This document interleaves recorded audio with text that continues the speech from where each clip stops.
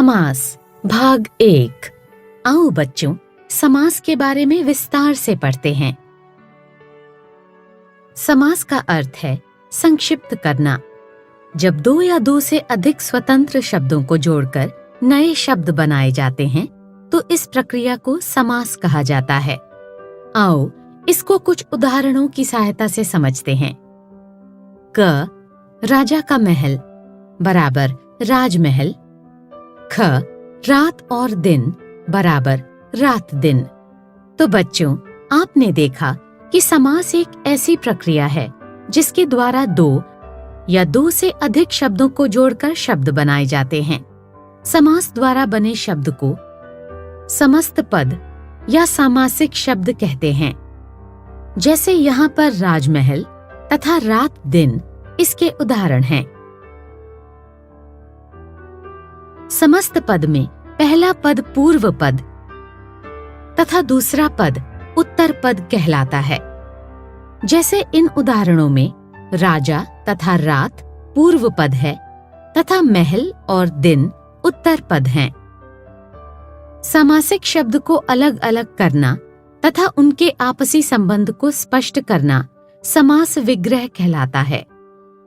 जैसे इन उदाहरणों में राजा का महल तथा रात और दिन समास विग्रह हैं।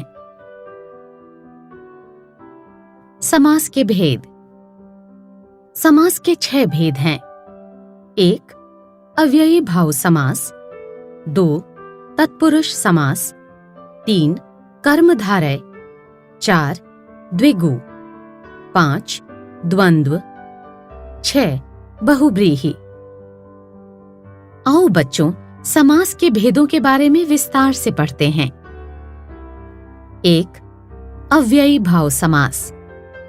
जिस समस्त पद का पहला पद प्रधान हो तथा समस्त पद अव्यय की तरह कार्य करे उसे अव्ययी भाव समास कहते हैं।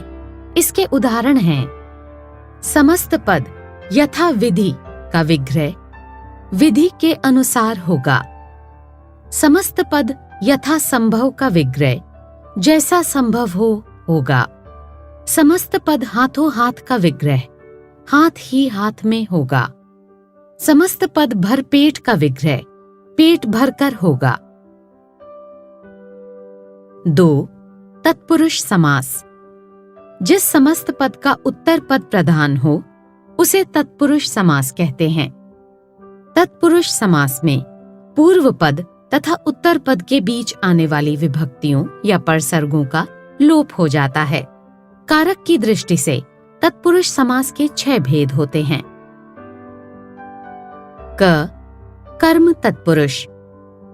इसमें कर्म कारक की को विभक्ति का लोप होता है। इसके उदाहरण हैं समस्त पद परलोक गमन का विग्रह परलोक को गमन होगा। समस्त पद चिड़ी मार का विग्रह चिड़ियों को मारने वाला होगा। ख करण तत्पुरुष। इसमें करण की विभक्ति से तथा के द्वारा का लोप होता है।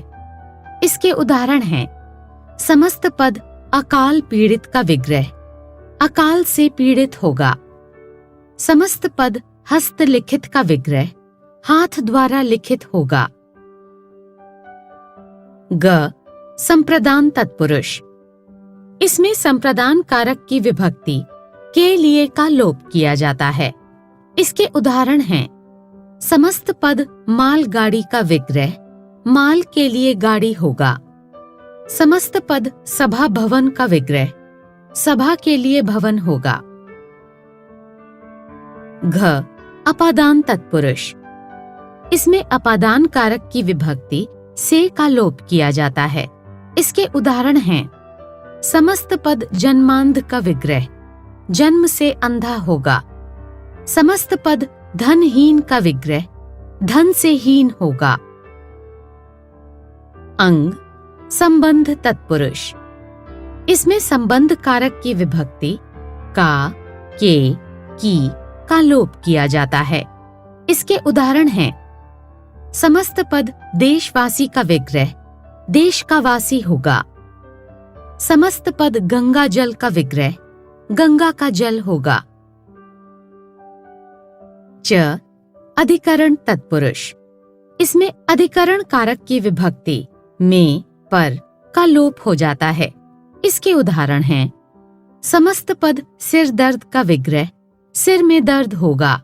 समस्त पद ग्राम वास का विग्रह, ग्राम में वास होगा।